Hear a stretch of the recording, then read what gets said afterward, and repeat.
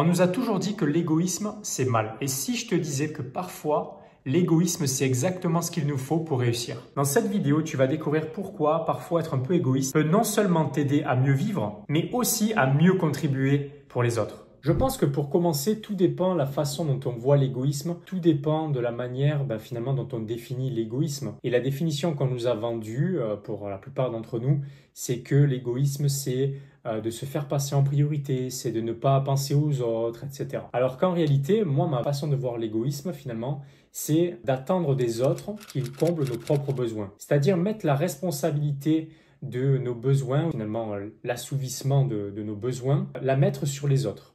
Donc forcément, il y a une perte de contrôle par rapport à notre responsabilité. C'est l'autre qui est responsable de combler ce qu'il manque en moi. Et à mon sens, c'est quand on voit les choses de cette manière-là qu'on s'extrait de la définition de l'égoïsme qui, à mon sens, est erronée et qui nous permet d'avancer en pleine possession de nos moyens. C'est-à-dire avoir la responsabilité de notre vie, c'est avoir la responsabilité finalement de ce que l'on fait et de ce que l'on ne fait pas pour soi. Et je pense que chaque personne est responsable de veiller à ce que ses propres besoins soient comblés dans un premier temps. Et ensuite, quand on est, on va dire, comblé, on peut ensuite aller partager avec les autres et aider les autres à combler leurs propres besoins. Mais on n'est pas responsable de combler les besoins des autres par nature en réalité. Et donc, si autour de toi, il y a des personnes qui jouent sur la culpabilité par rapport à cela et qui te disent oui, tu es égoïste, tu ne penses pas à moi, etc.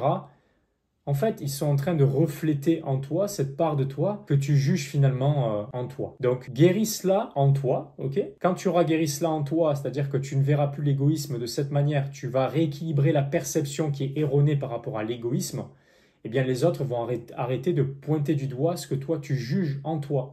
Parce qu'en réalité, tu es responsable de combler tes propres besoins. Personne d'autre, en fait, n'est responsable pour combler tes propres besoins. Pour t'illustrer ça, j'avais envie de te parler d'un exemple que j'ai eu en session privée avec une de mes clientes qui m'a parlé avec laquelle on a parlé de cette notion de culpabilité. Et il y a eu deux situations qui sont revenues. La première, c'est finalement qu'elle avait cette tendance à chaque fois qu'elle allait au supermarché, qu'elle voyait quelqu'un qui était sur le côté, là, en train de demander de l'argent ou à manger, etc. Elle avait cette tendance à se sentir coupable parce qu'elle, tout va bien par rapport à cela. Et à chaque fois, eh bien, elle donnait à manger, etc. Et le truc, c'est que cette personne-là qui mendiait sur le côté du supermarché, finalement, elle était toujours là, en fait. Plusieurs mois après, elle était toujours là. Et donc, je lui ai montré que finalement, ce n'est pas aider cette personne, finalement, de lui donner toujours à manger comme ça, gratuitement, de lui acheter un jour un poulet, le lendemain, de lui donner des spaghettis, etc. Donc, certes, peut-être que à court terme, à ma cliente, ça lui permettait de se sentir, d'atténuer cette culpabilité qu'elle avait en elle finalement, mais cette culpabilité, elle n'était pas finalement déjà, elle n'était pas logique, hein, elle était irrationnelle, mais cela n'aidait pas la personne à avancer dans sa vie finalement que de la rendre assistée, parce qu'il y avait une forme de dépendance en fait finalement.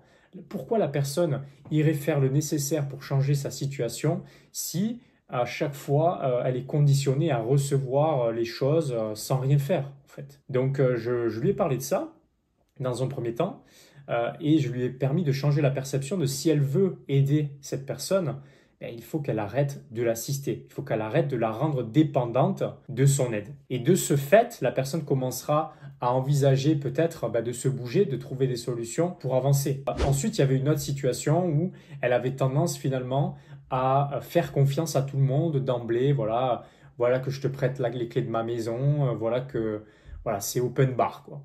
Et en fait, ce qui se passait, c'est qu'il y a une personne qui était sa femme de ménage et qui l'a trahi et qui a utilisé du moins sa bonne gentillesse pour aller mettre un chien qui n'était pas son chien dans le jardin et dans la maison qui lui appartenait parce qu'elle lui avait prêté les clés. Donc, ce qui se passe, c'est que finalement, la culpabilité que tu peux avoir aussi par rapport au fait de potentiellement avoir plus que certaines personnes, eh bien finalement, elle se retourne contre toi parce qu'elle t'empêche d'avancer. la culpabilité, c'est vraiment la porte d'entrée vers la pauvreté. Tu ne peux pas créer de l'abondance, de la richesse si toi, tu pars d'une énergie de manque, de peur, de culpabilité, de peur de ne pas être aimé par tout le monde. Parce que c'est ça, finalement, qui est engagé à terme. C'est qu'on a le sentiment qu'on doit donner et on a le sentiment qu'on doit donner toujours plus pour mériter l'amour des autres, l'admiration des autres, l'attention des autres. Alors qu'en réalité, on n'en a pas la responsabilité. Okay, on n'a pas la responsabilité de faire les choses pour les autres. Il s'agit de faire des choses pour soi, okay, dans un premier temps, faire en sorte que tous nos besoins soient comblés. Et ensuite, quand on est complet, quand on est comblé, on peut ensuite aller partager avec les autres si on en a envie. Il n'y a aucune obligation par rapport à ça. Ça doit venir de toi, ça doit venir d'une envie. J'en ai envie. C'est pas je dois le faire, je dois le faire. Non, tu dois rien du tout. Tu n'es pas obligé de quoi que ce soit. Même si tu as des habitudes qui ont été instaurées avec certaines personnes de ton entourage, des amis, des membres de ta famille, ou des clients aussi, tu n'es pas obligé de quoi que ce soit. C'est toi qui décides, c'est toi qui choisis. Et très souvent, remarque les endroits dans ta vie où tu fais les choses plus par culpabilité que par envie. Parce que cela, tu le traînes aussi dans ton activité. Et c'est pour ça que tu as du mal ensuite à attirer les bons clients, les bonnes personnes, que tu attires des personnes qui viennent toujours te gratter et pas des personnes qui viennent échanger de la valeur. Toi, tu apportes quelque chose, tu es là pour apporter un produit, un service, une solution, et les gens conséquents aussi doivent te donner en retour une valeur équivalente finalement. C'est un peu comme voilà, l'analogie, par exemple, il y a un avion qui est en train de s'écraser, eh bien, tu vas pas mettre le masque aux autres, tu vas pas mettre le truc sur, le gilet de protection aux autres, tu vas te le mettre à toi dans un premier temps, tu vas te mettre ton masque à gaz, ton masque à oxygène, pardon, et ensuite, tu vas finalement aider ton prochain, n'est-ce pas? Ben, c'est la même chose dans la vie finalement. Comment veux-tu aider une personne si toi-même, tu ne fais pas les choses que tu devrais faire pour toi avant de vouloir aider les autres? Et la réalité, c'est que ça se retrouve dans ton activité. Je le sais parce que quand tu es dans l'accompagnement, le soin, la thérapie, tu es dans le don. Tu as le sentiment qu'il faut donner, ok? Le don, ça se donne, ça ne se vend pas, etc. Tu n'as pas à vendre ton don, tu n'as pas à te vendre toi. Tu vends un produit, un service, tu vends une solution, tu vends un résultat, tu vends du temps, ok? Tu es en train d'échanger une de tes ressources, qui est le temps et tes compétences, et ce que tu sais faire. En échange, tu reçois de l'argent, ok?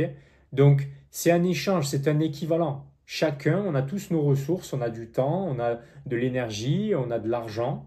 Et bien, ces ressources, on va les échanger, on va les investir à certains endroits. Et aujourd'hui, il y a de grandes chances que tu n'investis pas tes ressources, ton temps, ton argent, ton énergie au bon endroit. Tu investis cela avec des personnes qui ne te donnent pas un équivalent, quelque chose de positif pour toi.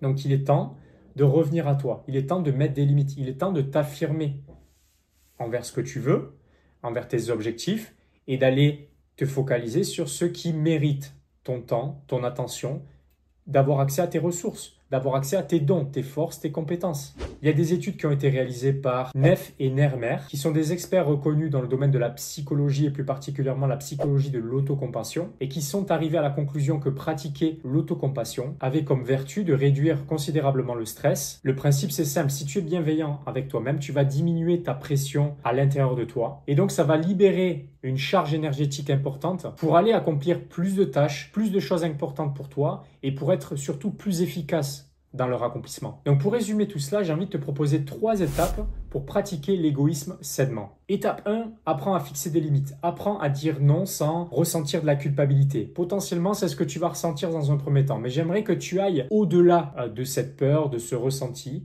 okay, d'observer finalement que cette chose-là, elle n'est pas réelle. C'est quelque chose qui t'appartient. Donc, ce ressenti, cette culpabilité, ressens-la, accepte-la et laisse-la se dissoudre, ok?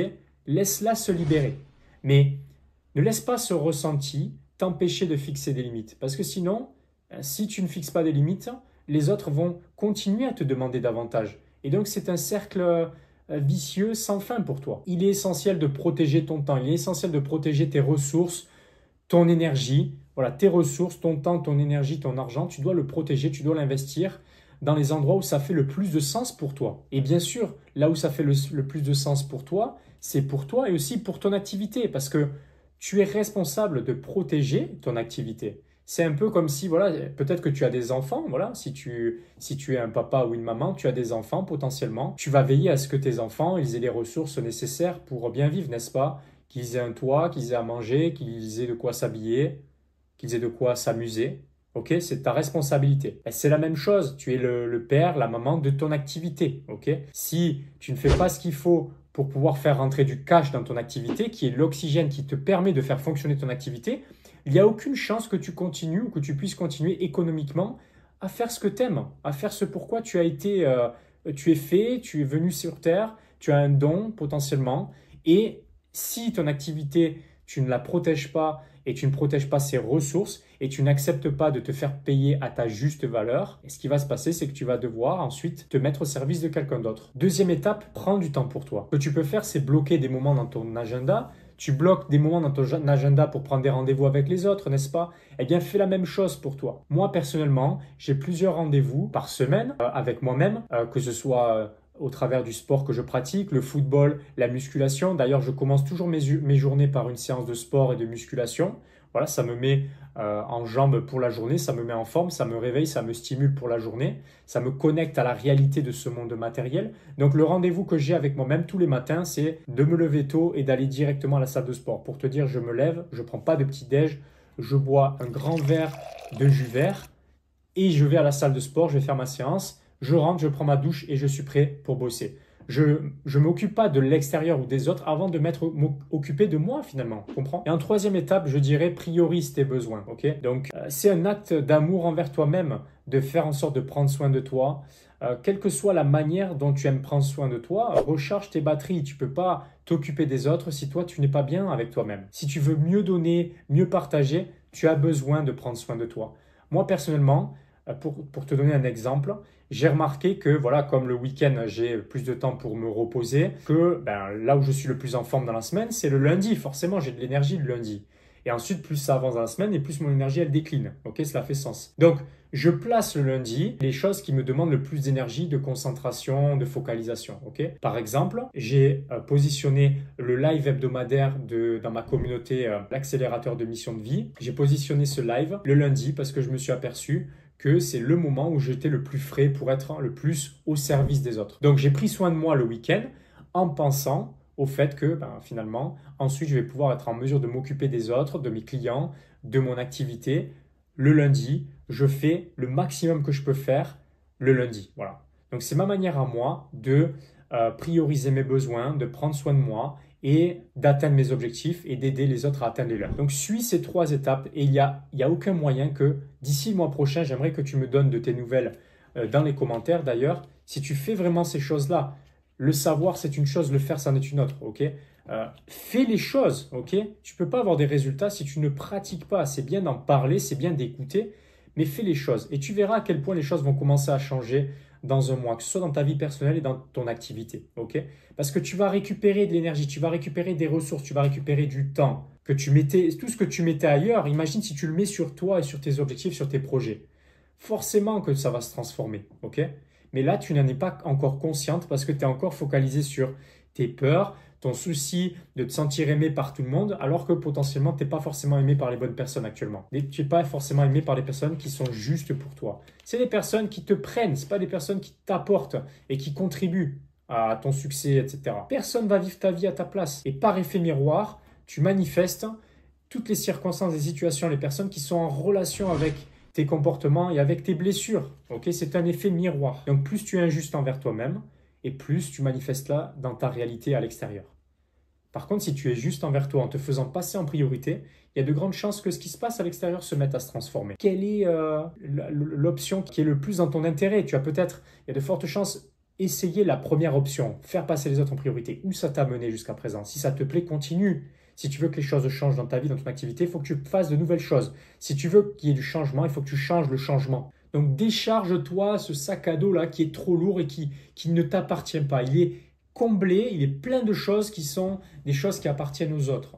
Donc décharge-toi de ce sac à dos. C'est comme si tu étais en train de randonner, en train de porter le sac à dos des autres. Forcément, le chemin est plus laborieux et plus long et il est plus fatigant, n'est-ce pas? Donc commence à te décharger de ces boulets inconscients qui ne t'appartiennent pas, qui appartiennent aux autres. Chacun sa responsabilité et avance avec tes propres difficultés, tes propres challenges, dépasse-les et tu verras que ta réalité va se transformer. Et si tu veux aller plus loin par rapport à toutes ces choses-là et par rapport à notamment ce principe du miroir, j'ai fait une vidéo récemment que tu pourras retrouver en cliquant ici qui va continuer de t'expliquer et de rentrer en détail de tout ce que je t'ai partagé précédemment par rapport notamment à cet effet miroir et au principe du miroir. Regarde cette vidéo et je te dis à la prochaine vidéo.